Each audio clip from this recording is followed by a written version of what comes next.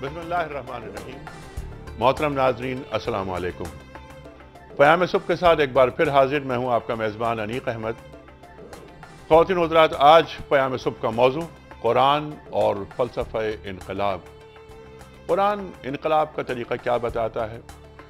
ये बात बिल्कुल तय है कि वो शख्स जो क़ारी कुरान है, मुमकिन नहीं कि वो इनक़लाब से नावाकिफ़ हो। कुरान करीम का मतम नज़र क्या है? कुरान करीम का मतम नज़र यह है कि हक़ को अल्लाह की सरज़मीन पर नाफिज कर देना।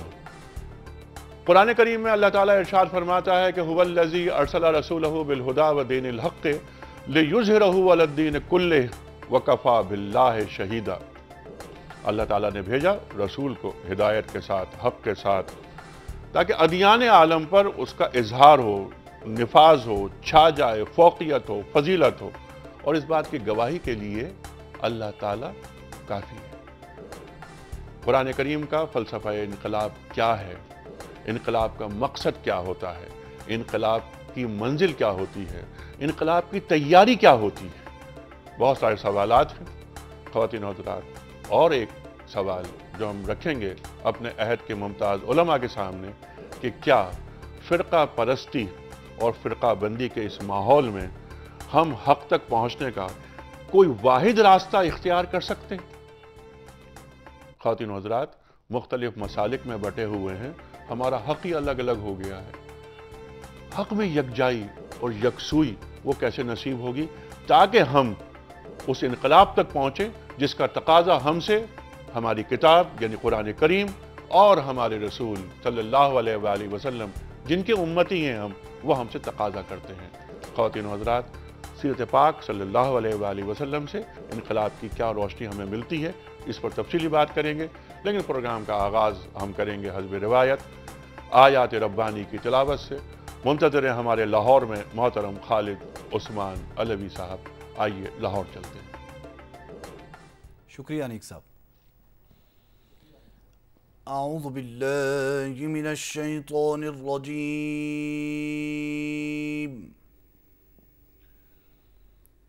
बिस्मिल्लाहिर्रहमानिर्रहीम।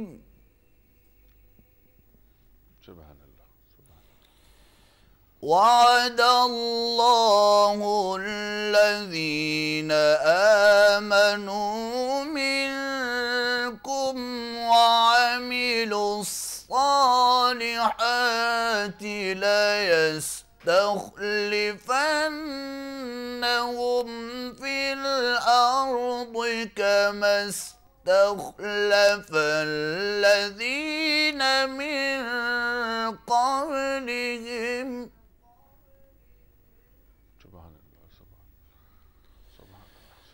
वलयुमक्किनन्न लहुम दीनहुम الذي ارتضى لهم وليبدلنهم من بعد خوفهم أمنا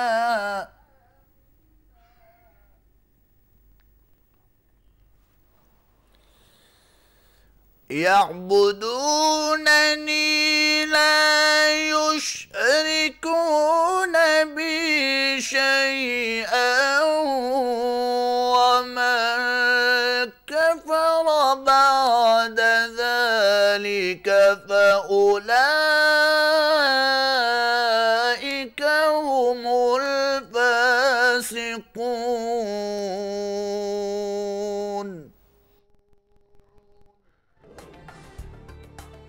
वेलकम बैक। ख़वातीन व हज़रात, ये आया इस्तख़लाफ़ की तिलावत सुनने की हमने सादत हासिल की। तर्जुमा और हदीस रसूल मक़बूल सल्लल्लाहु अलैहि वसल्लम के लिए हम जा रहे हैं एक बार फिर लाहौर, जहाँ मुंतज़िर हैं हमारे मोहम्मद असलम राव साहब। आइए लाहौर चलें। बहुत शुक्रिया अनीक साहब। शुरू अल्लाह के नाम से जो बड़ा मेहरबान नहायत रहम वाला है। जो लोग तुम में से ईमान लाए और नेक काम करते रहे, उनसे खुदा का वादा है कि उनको मुल्क का हाकिम बना देगा। جیسا ان سے پہلے لوگوں کو حاکم بنایا تھا، اور ان کے دین کو جسے اس نے ان کے لیے پسند کیا ہے مستحکم و پائیدار کرے گا، اور خوف کے بعد ان کو امن بخشے گا۔ وہ میری عبادت کریں گے اور میرے ساتھ کسی چیز کو شریک نہ بنائیں گے، اور جو اس کے بعد کفر کرے تو ایسے لوگ بد کردار ہیں۔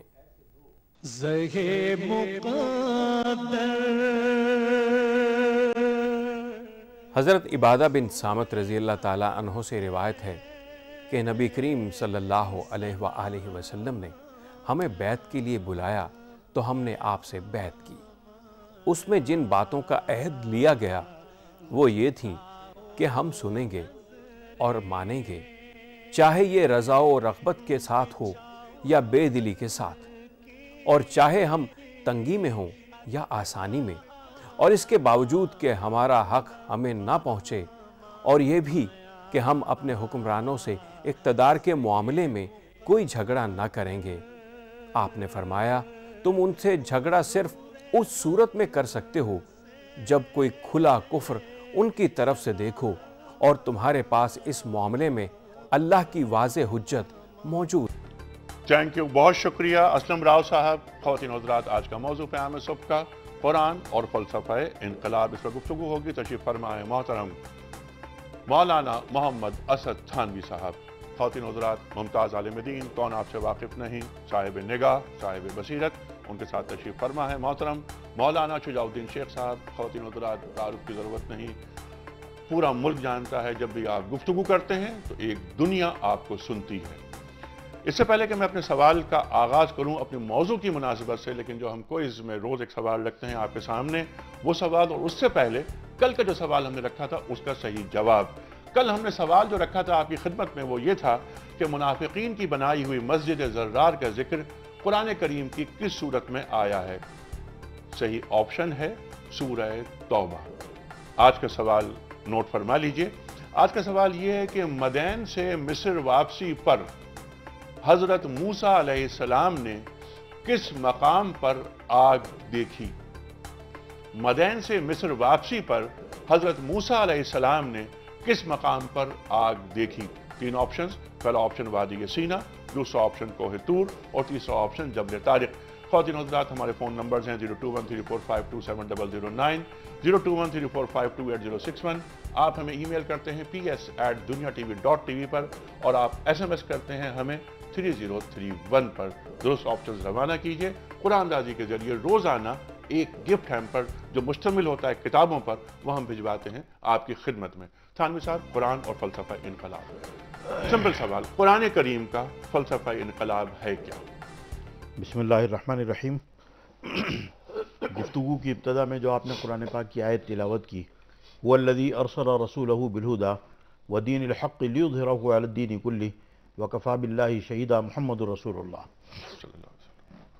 قرآن پاک کی اس آیت میں اللہ جل جلالہ نے یہ بات بیان فرمائی ہے کہ ہم اپنے رسول یعنی جناب محمد رسول اللہ صلی اللہ علیہ وسلم کو ایسا دین دے کر بھیج رہے ہیں لِيُظْهِرَهُ عَلَى الدِّينِ كُلِّهِ، جو دنیا کے تمام ادیان کے اوپر غالب آ جائے گا۔ اس کے بعد قرآن کہتا ہے محمد الرسول اللہ، یعنی رسول کی تعریف کہ وہ محمد ہے، اللہ کے رسول۔ پھر کہتا ہے وَالَّذِينَ مَعَهُ أَشِدَّاءُ عَلَى الْكُفَّارِ رُحَمَاءُ بَيْنَهُمْ تَرَاهُمْ رُكَّعًا سُجَّدًا۔ اس کے بعد یہ حضور اکرم صلی اللہ علیہ وسلم کے ساتھی اہل بیت اطہار صحابہ کرام رضوان اللہ تعالیٰ علیہم اجمعین، ان کا ذکر ہے۔ مفسرین نے یہ بات لکھی کہ قرآن پاک کی اس آیت کے اسلوب سے یہ پتہ چلتا ہے کہ پہلی بات تو یہ کہ جناب رسول اللہ صلی اللہ علیہ وسلم کو جو دین دے کر بھیجا جا رہا ہے، جو شریعت دے کر بھیجی جا رہی ہے، جو لائحہ عمل دے کر بھیجا جا رہا ہے، وہ دنیا کے تمام ادیان کے اوپر غالب آ جائے گا، معاف کیجیے گا۔ اور اس کے غلبے کا جو کام ہے وہ اللہ جل جلالہ جناب رسول اللہ صلی اللہ علیہ وسلم کے ساتھیوں سے لے گا، شاگردوں سے لے گا، مریدوں سے لے گا، اہل بیت اطہار سے لے گا، صحابہ کرام رضوان اللہ تعالیٰ اجمعین سے لے گا، یعنی ان لوگوں سے لے گا جنہوں نے تعلیم جناب رسول اللہ صلی اللہ علیہ وسلم سے حاصل کی اور جن کی تربیت جناب رسول اللہ صلی اللہ علیہ وسلم نے کی۔ چند دن پہلے کے پروگرام میں ہم لوگ اس آیت پہ تفصیلی بحث کر چکے ہیں، جس میں یہ ہے کہ اللہ تعالیٰ نے فرمایا کہ لَقَدْ مَنَّ اللَّهُ عَلَى الْمُؤْمِنِينَ إِذْ بَعَثَ فِيهِمْ رَسُولًا مِّنْ أَنفُسِهِمْ یتلو علیہم آیاتی ویزکیہم ویعلمہم الکتاب والحکمہ، جہاں مقاصد بعثت بیان فرمائے. اس پہ لمبی بات ہو چکی ہے. تو یعنی جو جناب رسول اللہ صلی اللہ علیہ وسلم لوگوں کی تربیت کریں گے اور ان کو کتاب اور حکمت کی تعلیم دیں گے، تو وہ ایسے نفوس قدسیہ تیار ہو جائیں گے جو اس دین کو پوری دنیا میں غالب کرنے کا ذریعہ بنیں گے. اب اگر ہم جناب رسول اللہ صلی اللہ علیہ وسلم کے زمانے کی طرف دیکھتے ہیں تو 23 برس کا تقریباً زمانہ نبوت ہے. 13 برس مکہ مکرمہ کے اور 10 سال مدینہ منورہ کے، اور اس کے بعد 30 سال 6 مہینے خلافت راشدہ ہے حضور اکرم صلی اللہ علیہ وسلم کے دنیا سے پردہ فرما جانے کے بعد. اگر آپ تاریخ کا مطالعہ کریں تو آپ کو پتہ چلے گا کہ جناب رسول اللہ صلی اللہ علیہ وسلم کا زمانہ گزرتا ہے تو پورا جو عرب پیننسولا ہے، پورا جو عرب کا علاقہ ہے، اس پہ اللہ تعالیٰ دین کو حاوی کر دیتا ہے. اور ابو بکر صدیق اور عمر فاروق رضی اللہ تعالیٰ عنہ کا زمانہ گزرتا ہے تو دو دنیا کی جو بڑی ورلڈ پاورز ہیں، رومن امپائر اور پرشین امپائر، آدھی دنیا جو ہے وہ بعد گزار ہے رومن امپائر کی اور آدھی دنیا بعد گزار ہے پرشین امپائر کی. تو وہ دونوں مملکتیں مسلمان فتح کر لیتے ہیں اور جناب رسول اللہ صلی اللہ علیہ وسلم کے غلاموں کے قدموں کے اوپر آ کر اس کے خزانے ڈھیر ہو جاتے ہیں. اور وہ جو جناب رسول اللہ صلی اللہ علیہ وسلم کی پیشین گوئی تھی، جو ایسے وقت فرمائی تھی جب دار ارقم میں نماز ادا کرتے تھے اور مسلمانوں کی تعداد انگلیوں پہ گنی جا سکتی تھی، کہ کوہ صفا پہ جو ارقم رضی اللہ تعالیٰ عنہ کا مکان تھا، اس کے مکان میں کنڈی لگا کر اندر عبادت کی جاتی تھی. تو جناب رسول اللہ صلی اللہ علیہ وسلم نے پیشین گوئی فرمایا لو ہلک کسریٰ فلا کسریٰ بعدہ، لو ہلک قیصر فلا قیصر بعدہ، کہ کسریٰ شاہ فارس کے مرنے کے بعد اور قیصر شاہ روم کے مرنے کے بعد یہ حکومتیں ان کی اولاد میں اور نسل میں نہیں چلیں گی. تو ایک نوجوان صحابی نے بیت اللہ کے سامنے مسجد حرام میں دشمنان اسلام کافروں کے سامنے یہ بات بیان کر دی. انہوں نے مذاق اڑایا. انہوں نے کہا کہ دیکھو محمد ابن عبداللہ کو در یتیم کو کہ حرم میں آ کے عبادت تو کر نہیں سکتے، دار ارقم میں دروازہ بند کر کے تو عبادت کرتے ہیں. دعویٰ دیکھو کتنا اونچا ہے کہ ایک وقت ایسا آئے گا کہ کسریٰ شاہ فارس کی مملکتیں اور قیصر شاہ روم کی مملکتیں ان کے غلاموں کے قدموں کے اوپر زیر ہو جائیں گی. لیکن چشم فلک نے یہ نظارہ دیکھا کہ حضرت عمر رضی اللہ تعالیٰ عنہ کے زمانہ خلافت کے اندر سعد ابن ابی وقاص رضی اللہ تعالیٰ عنہ نے، جو مسلمانوں کے کمانڈر تھے، عشرہ مبشرہ میں تھے، انہوں نے کسریٰ شاہ فارس کی مملکتیں فتح کی. اور عمر ابن عاص رضی اللہ تعالیٰ عنہ نے، جو مسلمانوں کے کمانڈر تھے، قیصر شاہ روم کی انہوں نے تمام مملکتیں فتح کی. اور کسریٰ شاہ فارس جو سر پہ اپنے تاج پہنتا تھا اور کنگن بیش قیمت پہنتا تھا، وہ مسلمانوں نے فتح کیے اور مدائن سے، قصر ابیض سے، اس زمانے کے وائٹ ہاؤس سے وہ مدینہ منورہ بھیجے اور مسجد نبوی جس کا کچا فرش تھا وہاں لا کر رکھے گئے.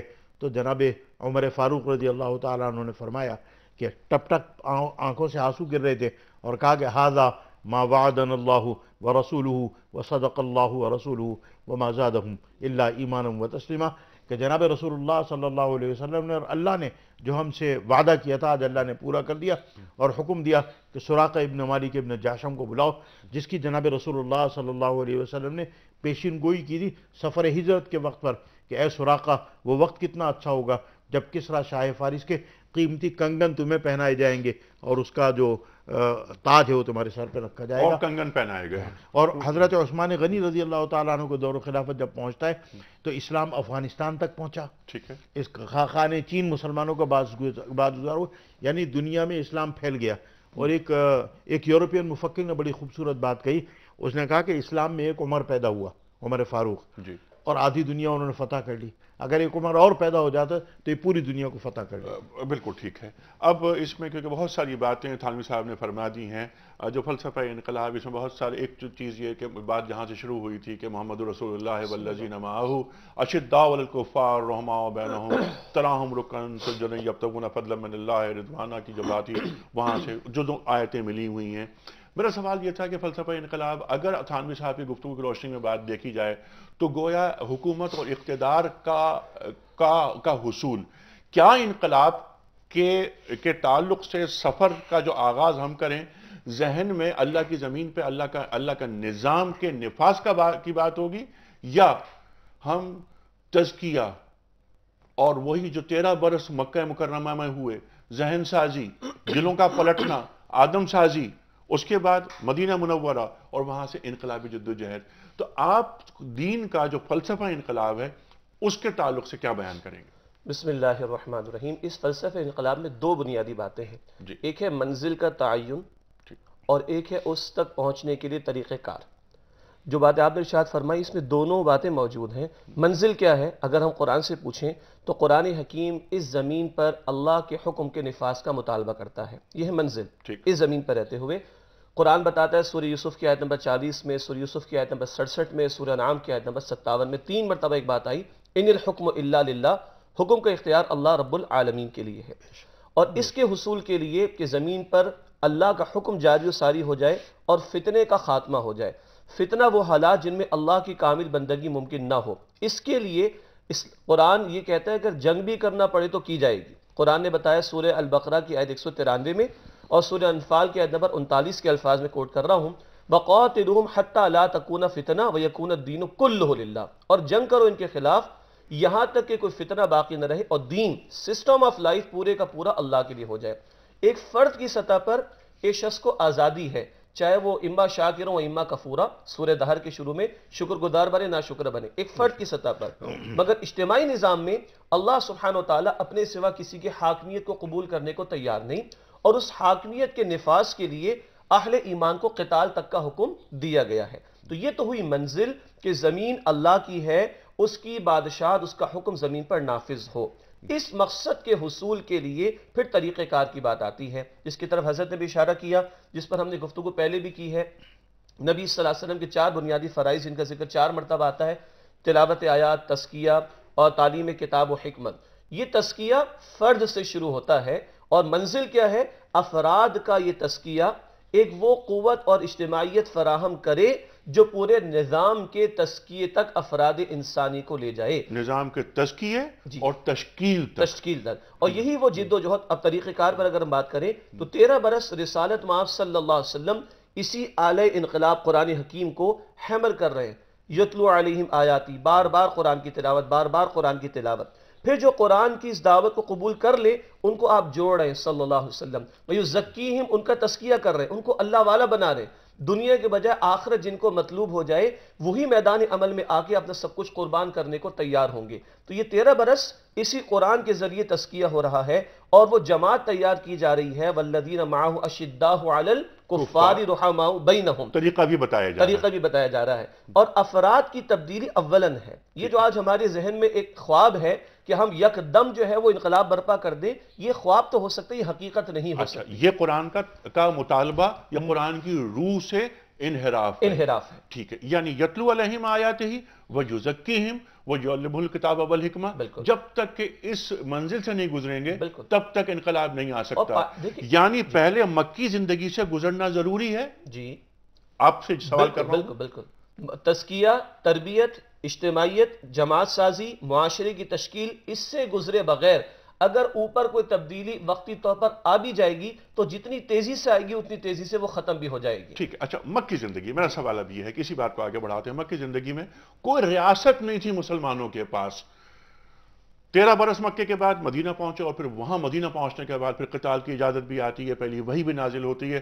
13 برس میں کوئی قتال کی اجازت نہیں ہے، کوئی وحی نہیں آ رہی ہے. لیکن آج 57 اسلامک اسٹیٹس، 57 ریاستیں موجود ہیں جن کا سرکاری جو دین ہے وہ اسلام ہے.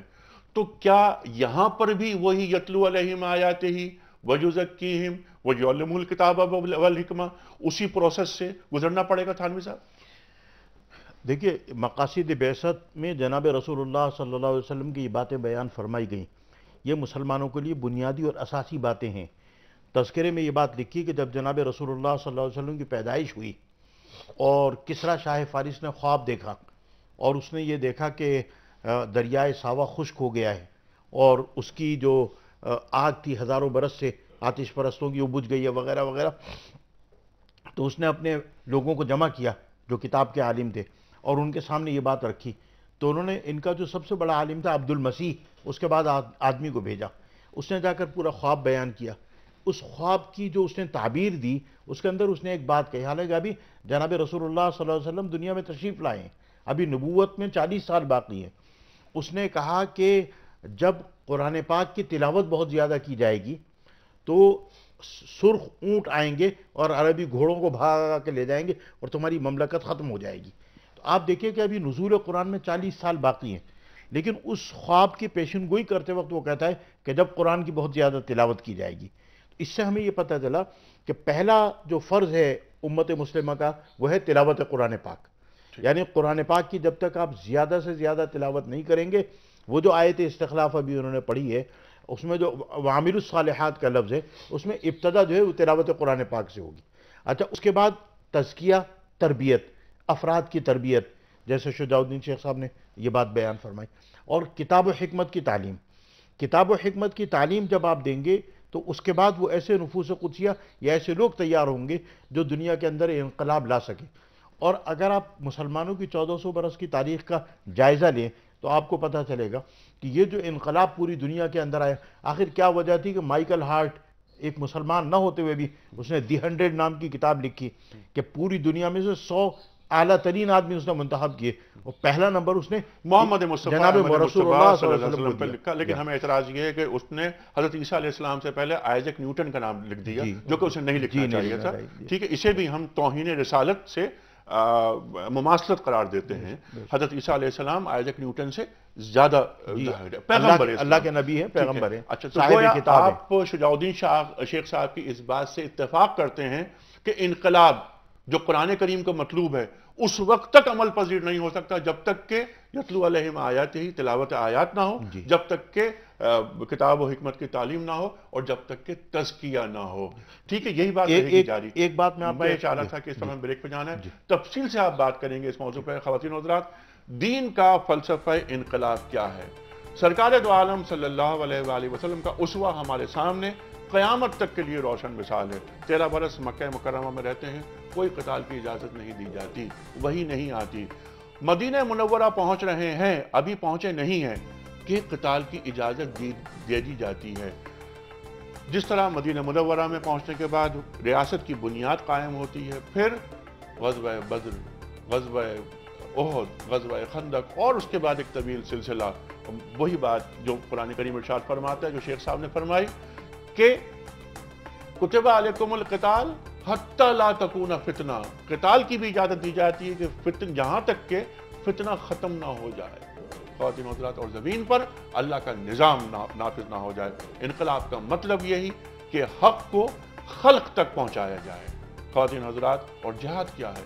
جہاد تبلیغ کی راہ میں آنے والی رکاوٹوں کو دور کرنے کا تو نام ہے، اس کے سوا کیا؟ آ رہے ہیں بریک کے بعد. جب بریک کے بعد واپس آئیں گے، ٹیلی فون لائن اوپن ہو چکی ہوں گی اور آپ کے سوالات ہوں گے، علماء کرام کے جوابات. آ رہے ہیں ایک چھوٹے سے بریک کے بعد.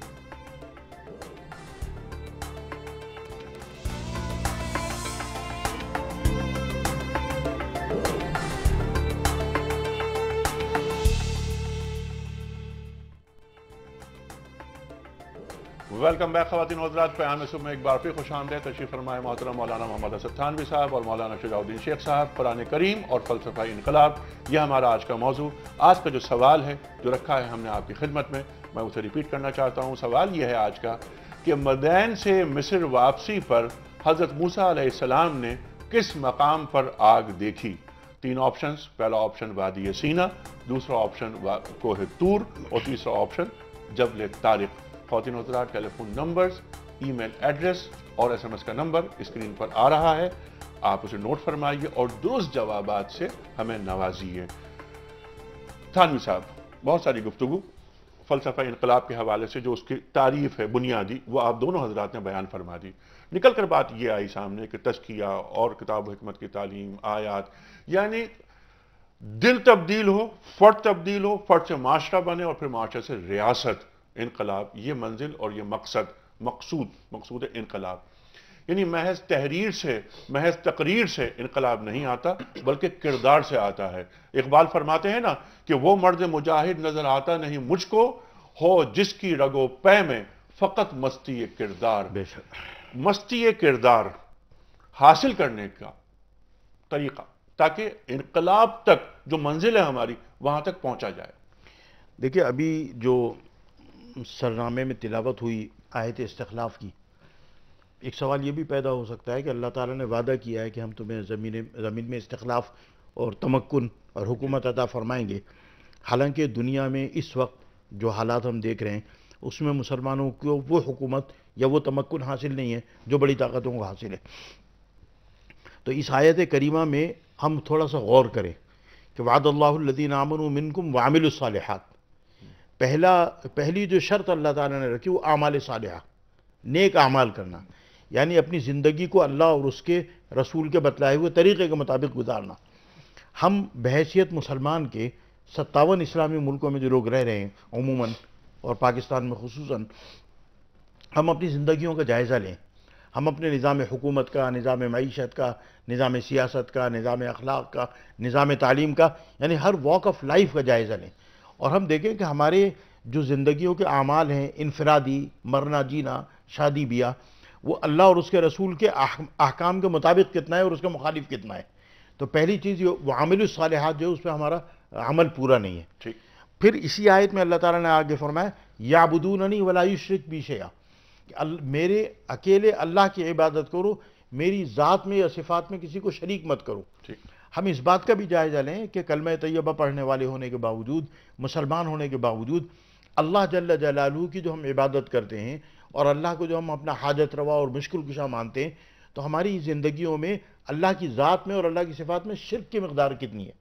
یعنی کہیں ایسا تو نہیں کہ اللہ کی ذات میں یا اللہ کی صفات میں ہم نے کسی کو شریک کر لیا، کہ ہم نے بچہ دینے اور لینے کے لیے بڑے پیر صاحب کی قبر پہ پہنچ گئے، نوکری لینے کے لیے چھوٹے پیر صاحب کی قبر پہ پہنچ گئے، یعنی ہم نے اللہ کی ذات میں اور صفات میں لوگوں کو شریک کر لیا۔ تو ہم ان دونوں باتوں کو دیکھیں، اور جب تک ہم ان کے اوپر غور نہیں کریں گے اور اعمال صالحہ میں ہمارا وہ کردار نہیں ہوگا جو اسلام کو مطلوب ہے، اور شرک کو ختم کرنے میں اور اللہ کو ایک ماننے میں، ذات اور صفات میں شریک نہ کرنے میں، جب تک ہمارا وہ عمل نہیں ہوگا جو اللہ جل جلالہ کو مطلوب ہے، تو یہ آیت استخلاف ہم پر منطبق نہیں ہوگی۔ ٹھیک ہے، یہ آیت استخلاف۔ اور تھانوی صاحب، انتم الاعلون ان کنتم مومنین، تم ہی غالب رہو گے ایمان کے تقاضے اگر تم مومن ہوئے، یہ قرآن کریم فرما رہا ہے۔ اچھا، ایمان کے کیا ملاوٹ کرنے والے ہم نہیں ہیں؟ کیا کم تولنے والے ہم نہیں ہیں؟ کیا سود کھانے والے ہم نہیں ہیں؟ کیا رشوت لینے والے ہم نہیں ہیں؟ کیا بہنوں کی میراث ضبط کرنے والے ہم نہیں ہیں؟ کیا یتیم بھتیجوں کی میراث کھا جانے، کیا زمینوں پہ ناجائز قبضے کرنے والے ہم نہیں؟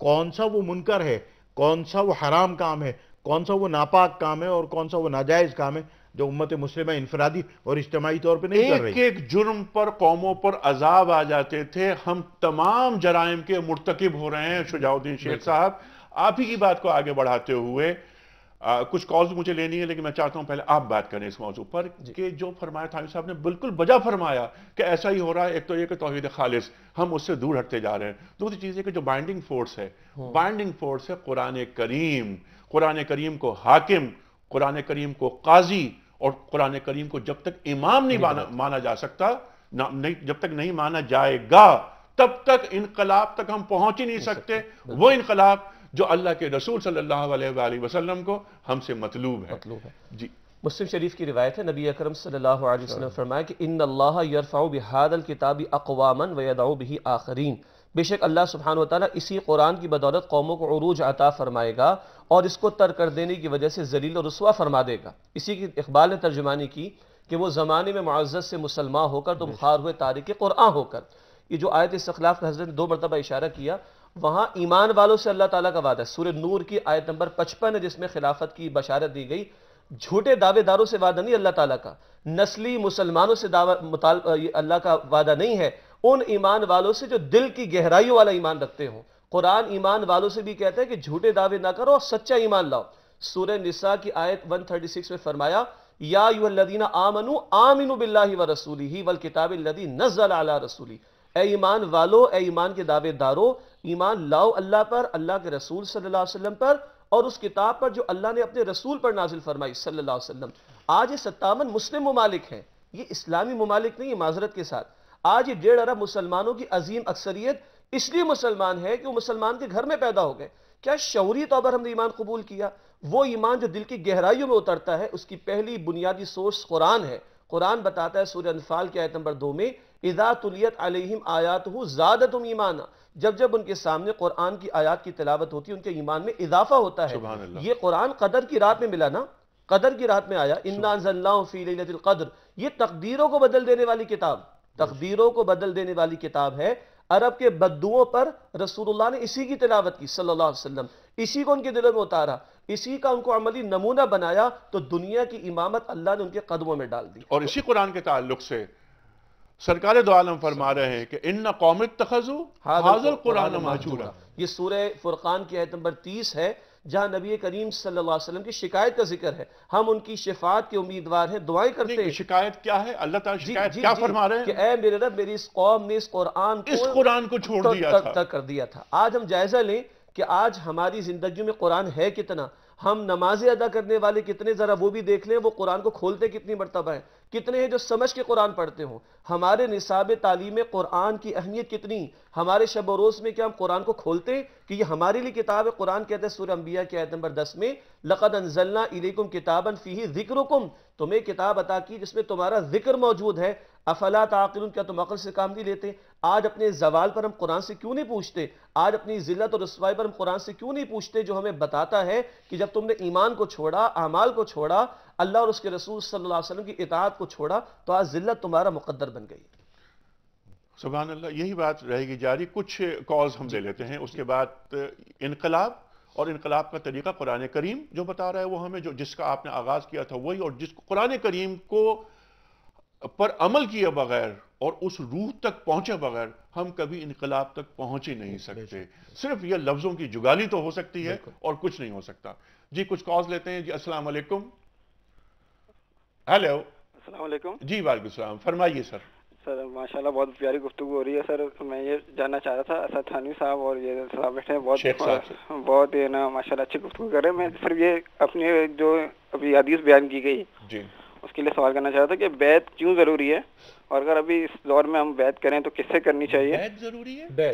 بیعت کیوں ضروری ہے؟ اچھا جی، اور مطلب کسی سے اگر بیعت ہونا چاہتے ہیں ہم لوگ، اچھا تو کیوں ضروری ہے بیعت کرنا، اور ہے نا اپنی اصلاح کرنے کے لیے بیعت ہونا ضروری ہے؟ اس موضوع سے متعلق کوئی سوال ہے آپ کا اس وقت کوئی آپ کے ذہن میں کہ اللہ تعالیٰ نے اللہ کے رسول صلی اللہ علیہ وآلہ وسلم کو، جن کے ہم امتی ہیں، مبعوث فرمایا، اور جو یہاں پر بات ہوئی کہ هو الذی ارسل رسولہ بالہدی ودین الحق لیظہرہ علی الدین کلہ وکفی باللہ شہیدا، تمام ادیان پر اظہار کے لیے، چھا جانے کے لیے، فوقیت کے لیے، فضیلت کے لیے۔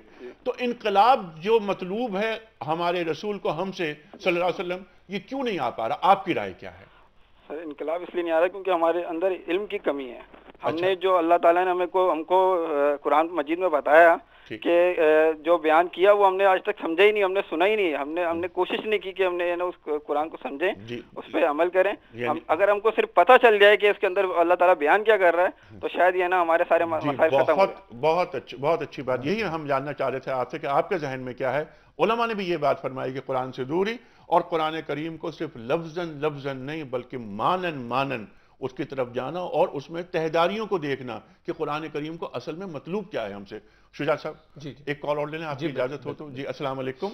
وعلیکم السلام سر۔ جناب والا سر یہ ابھی بات چل رہی تھی کہ تلاوت زیادہ سے زیادہ کی جائے نا؟ جی جی بالکل۔ تو ہمارے یہاں تلاوت کی تو سر کمی نہیں ہے، تلاوت تو لوگ ایسے ہیں جو ایک ہفتے میں 2 قرآن ختم کر لیتے ہیں۔ ٹھیک ہے، لیکن بات وہی، ابھی تھوڑی دیر پہلے سوال آ گیا، میں تو خیر کال ملا چکا تھا، سوال وہی اس ٹائپ کا آ گیا، ٹھیک ہے، کہ سمجھ کے بغیر پڑھنے کا سر۔ جی بہت اچھا۔ تلاوت کی آپ کا اپنی اہمیت ہے الگ، یہ بار بار یہ سوال آتا رہتا ہے ہمارے پاس۔ مقصد تو لیکن بہتر یہ ہے کہ اس کو سمجھ کے پڑھا جائے۔ یہ بالکل آپ کی بات بالکل درست ہے، سمجھا جائے کہ یہ بات ہو کیا رہی ہے، کون سے مسائل ہیں، قوانین ہیں، کیا اللہ کے رسول سے محبت کا اظہار ہے، وغیرہ وغیرہ۔ اس سے ہماری نماز میں بھی جان آئے گی سر۔ جی بہت اچھی بات کی، اس پہ ہماری نماز میں بھی جان آئے گی، نماز کی سمجھ میں جان آئے گی، تفہیم دین ہوگی۔ اس کے لیے عربی جاننا بھی ضروری ہے۔ جب تک ہم عربی نہیں جانیں گے پھر ایسا نہیں ہوگا ہمارے ساتھ ایک عام آدمی کے ساتھ کہ وہ کنفیوز ہو سکے گا، کنفیوز نہیں ہوگا۔ آخری کال لے لیتے ہیں۔ جی السلام علیکم۔ السلام علیکم سر۔ وعلیکم السلام سر شہباز بول رہا ہوں کراچی سے سر۔ جی شہباز صاحب۔ سر یہ بات کرنی ہے کہ سر جسٹ ابھی ہم نے قرآن کو اس لیے رکھا ہوا ہے کہ یہ جسٹ بخشوانے کی کتاب ہے اور یہ جسٹ ثواب کی کتاب ہے۔ جی افسوس۔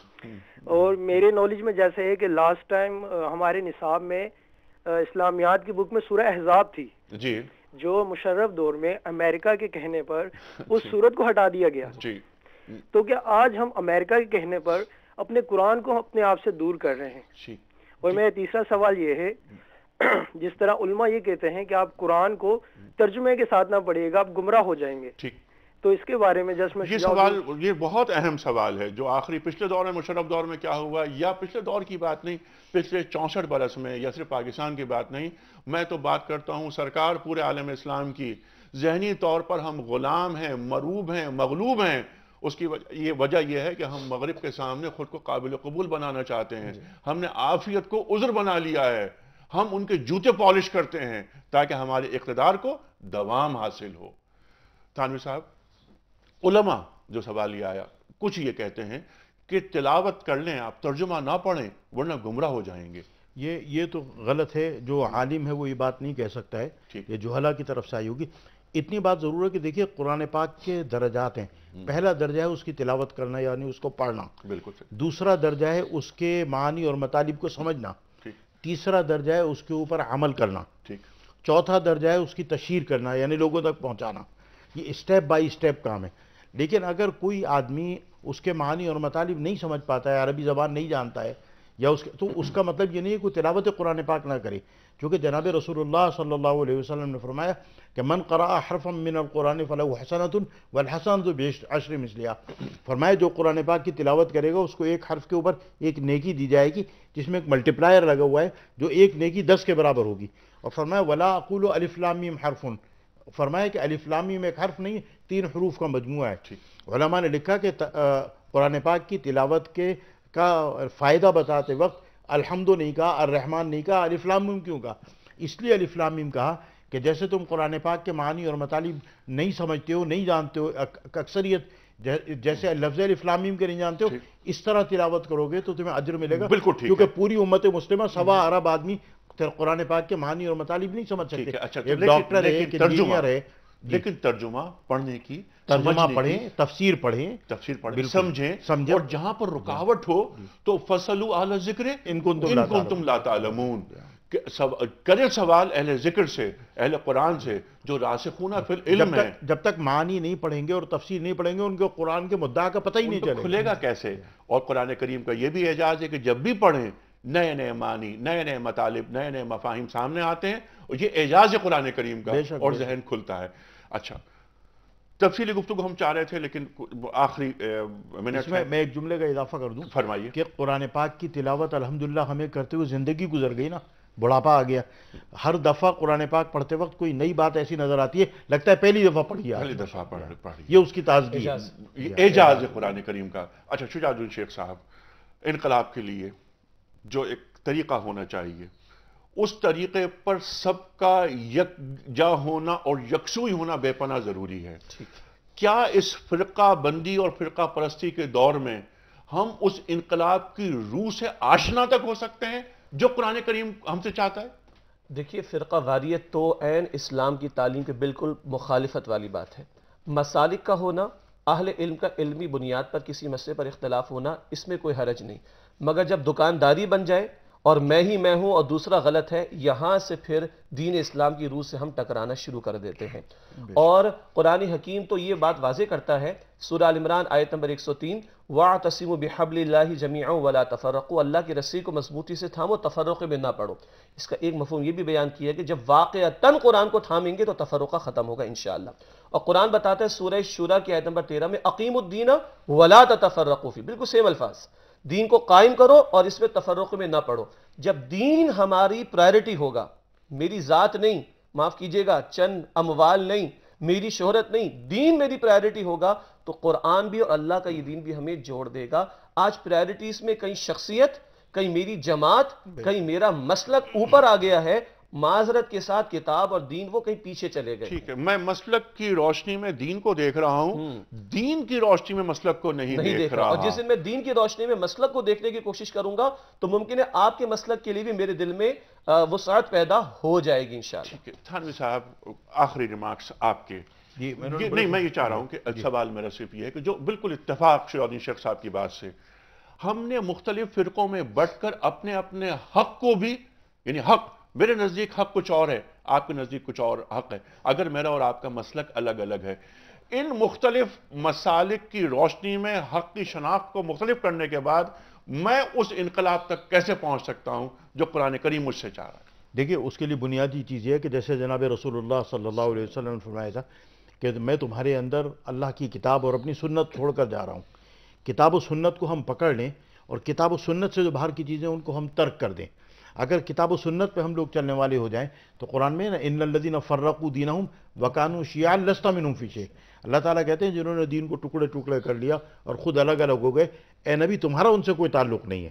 تو جن لوگوں نے مسلکوں کو اپنا قبلہ بنا لیا یا اپنا پیشہ بنا یا لیا، بالکل اپنا پیشہ بنا لیا، قرآن کہتا ہے کہ جناب رسول اللہ صلی اللہ علیہ وسلم کا ان سے کوئی تعلق نہیں ہے.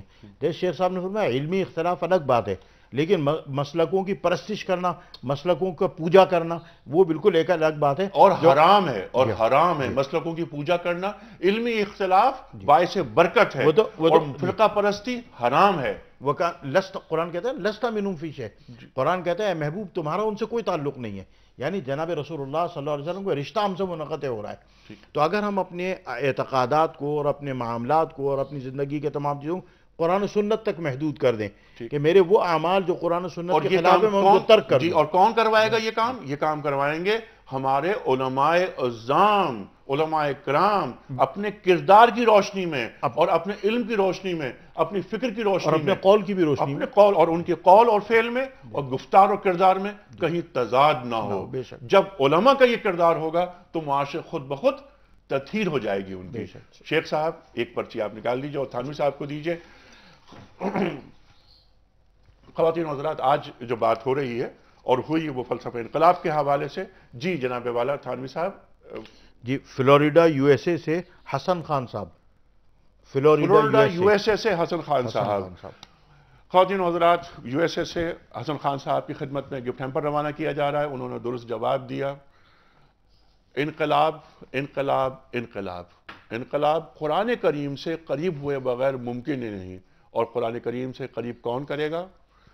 اللہ تعالیٰ کے رسول صلی اللہ علیہ وآلہ وسلم کے اسوہ مبارک کی روشنی میں، کتاب اللہ کی روشنی میں جو قریب ہمیں کریں گے، انقلاب کی دعوت دیں گے اور اپنے عمل سے، اپنے قول سے، جیسا کہ آپ نے فرمایا، وہ کریں گے ہمارے علماء کرام. محسوس یہ ہوگا کہ یہ شخص جو ایک عالم دین ہے، اس کا تعلق اللہ تعالیٰ سے براہ راست ہے. لقائے رب کا یہ اگر دعوے دار ہے اور ہے، ہمارے علماء اس عہد کی کریم ہیں، زمین کا نمک ہیں، پہاڑی کا چراغ ہیں، وارثان علوم نبوی ہیں. ہمارے علماء کون ہیں؟ ہمارے علماء وہ ہیں جو بنی اسرائیل کے نبیوں کی طرح ہیں.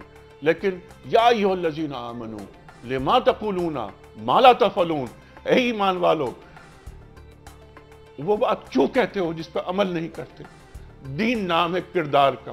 اقبال کے شعر پہ ختم کرتے ہیں بات کہ وہ مرد مجاہد نظر آتا نہیں مجھ کو، ہو جس کی رگوں پہ میں فقط مستی کردار، مستی کردار، مستی کردار.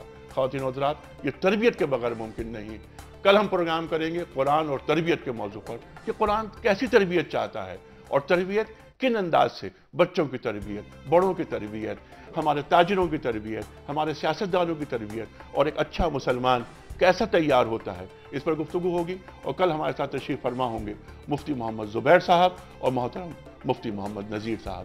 خواتین و حضرات کل تک کے لیے اپنے میزبان حنیف احمد کو اجازت. خدا حافظ.